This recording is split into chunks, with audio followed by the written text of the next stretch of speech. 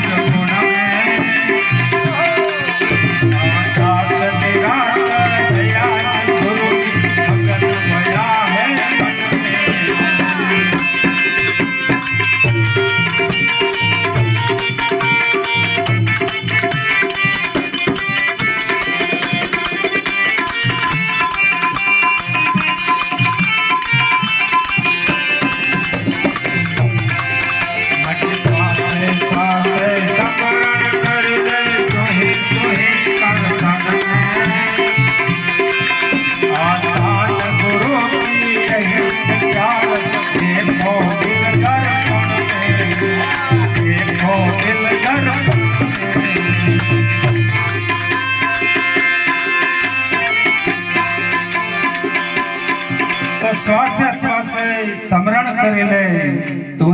ही कर तन में शान गुरु की यही सत्यारा देख दिल दर्पण में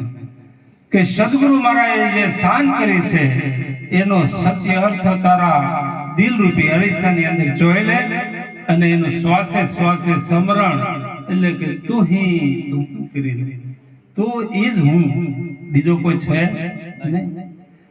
સદગુરુ મહારાજે આપણને પોતાના સ્વરૂપની અંદર મેળવ્યા એટલે પરમાત્માનું ને આપણું કાંઈ સ્વરૂપ જુદું છે નહીં તું ઈ હું બેનો એક તાર કરાવ્યો છે અને ત્યારે આ જન્મ મરણના ચક્કર મટે છે એમના મટતા નથી તો સદગુરુ મહારાજે એટલા માટે કીધું છે શ્વાસે શ્વાસે સ્મરણ કરી લે તું ही कर तन में शान गुरु की यही सत्यारा देख दिल दर्पण में तारा दिल रूपी अरीसाની અંદર જોઈ લે શ્વાસે શ્વાસે સ્મરણ કરી લે સચરાચર માં સોહી બિરાજે आप आपन में बाहर भीतर एक निरंतर नाद बाजे गगन में आ नाद શેનો થઈ રહ્યો છે આ બધું પરમાત્મા વડે થઈ રહ્યો છે આપણે તો દાવા ધરાવી બધી ક્રિયાઓ પરમાત્મા વડે કરી રહ્યા છીએ પણ અહમ ભાવના હિસાબે હું પણ ભાવના હિસાબે આપણને એમ થાય કે બધું હું કરું છું અને એ મોટામાં મોટી ભૂલ છે એ ક્યારે સમજાય કે આવા કોઈ સદગુરુ મળી જાય ત્યારે સમજાય ત્યાં સુધી હું પણ ભાવ અહમ ભાવ જાય એવું નથી એટલા માટે સદગુરુ મહારાજ કહેશે કે સચરાચરમાં સોહી બિરાજે आप आपन में बाहर भीतर एक निरंतर नाद बाजे गगन में श्वासे श्वासे स्मरण કરી લે તું ही कर तन में પછી કીધું કે ભજન કરવાની કેવી રીત છે કે તમે સૂતા હો કે જાગતા હો તોય ભજન કરે સૂતા હો કે જાગતા હો સુરત જાગૃત સુરતા सेज की भीतर रहो भजन में ले लागी सो तार न टूटे उठ बैठ आसन एक बार जो परमात्मा रे ले लगी जाए तो एनो तार कोई दी टूटे नहीं बेनो पानी भरीने जाता हो माथे हेल होय બધા રે વાતો કરતા જતા હોય પણ એની નજર ક્યાં ધ્યાન ક્યાં હોય હેલ માથે છે એમ જેને સદગુરુ મળ્યા છે અને એની સુરતા પરમાત્મા રે જેને લાગી ગઈ છે એટલે કે લે લાગી સો તાર ન તૂટે ઉઠ બેઠ આસન में एक बार एनी आरे ले लगाड़ी પછી એનો તાર કદી તૂટશે નહીં ले लागी सो तार न टूटे उठ बैठ आसन में તમે ઉઠો કે બેસો કોઈ ફરક પડતો નથી ઉઠતા હો કે જાગતા હો કોઈ ફરક પડતો નથી પણ એકવાર પરમાત્મા આરે લે લગાડી સુરતાને સદગુરુ મહારાજના જે શબ્દ છે એની આરે મેળવી દો તો બેડો પાર થઈ જશે કે पुराण पर्चा भया ब्रह्म का नाम लहाने गुण में दास निराश दया सदगुरु की मगन भया है मन में કે પૂરણ પરચો ઈ છે કે જેણે નિર્ગુણ પરમાત્માનું નામ લીધું છે બોલવું અને લેવું એમાં બહુ ફરક છે આપણે હોનીને ગયા હોય અને 5 તોલા આપણે લેવું હોય તો અત્યારે 5 લાખ રૂપિયા થાય ત્યારે 5 તોલા મળે તો હોનું બોલવું હોય તો મફત છે એમ રામ રામ બોલવું મફત છે પણ રામનું નામ લેવા માટે તન મન ધન અને શિષ્યને સાથે જેને ભક્તિ ઓરી છે એ નામ લઈ શકે છે બીજા બોલે છે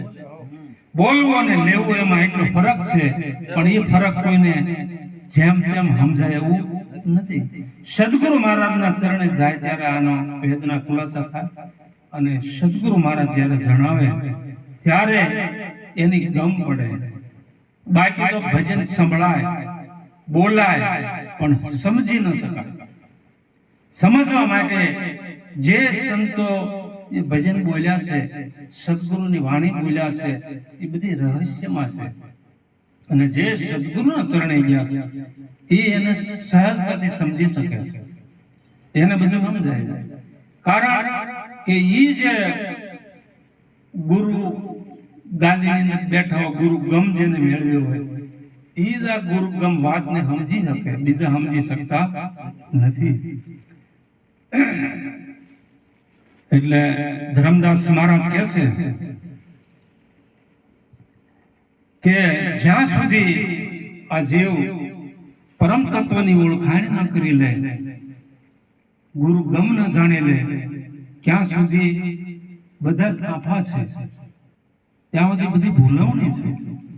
અને એ ભૂલવણીમાંથી પાર ઉતરવા માટે એક સમૃદ્ધ સદગુરુનું ચરણ છે. જેને જેને સમૃદ્ધ સદગુરુનું ચરણ સેવ્યું છે એના જીવન ધન્ય બન્યા છે. માટે સદગુરુ મળ્યા છે એ જ્ઞાની મારા હરિજનો, સદગુરુ મળ્યા છે જ્ઞાની